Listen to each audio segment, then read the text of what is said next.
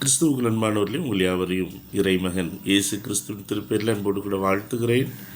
மீண்டுமாக ஒரு புதிய மாதத்தை காண செய்த கிருபைகளுக்காக நம் ஆண்டவருக்கு நன்றி செலுத்துவோம்.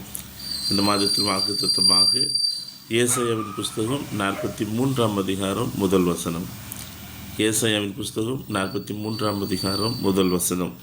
பயப்படாதே, நான் உன்னை மீட்டு கொண்டேன், உன்னை பெயர் சொல்லி அழைத்தேன், நீ என்னுடையவர் என்று சொல்லி ஆண்டவர் சொல்லுகிறார். ஆம் பிரியமானவர்களே, கடவுள் நம்மை மீட்டு கொண்டதினாலே, கடவுள் நம்மை பெயர் சொல்லி அழைப்பதினாலே, கடவுள் நீ என்னுடைய மகள் என்னுடைய மகன் என்று சொல்லுவதனாலே நாம் பயப்பட தேவையில்லை.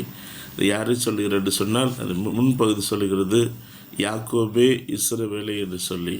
யாக்கோபுவை போல கடவுளுக்கு பயந்து கடவுளுக்கு உண்மையாய் வாழும் பொழுது நிச்சயமாக கர்த்தர் நம்மை மீட்டெடுப்பார், கர்த்தர் நம்மை பெயர் சொல்லி அழைப்பார், கர்த்தர் நம்மை சொந்த ஜனமாக நிலைப்படுத்துவார். ஆகவே நாம் பயப்பட தேவையில்லை.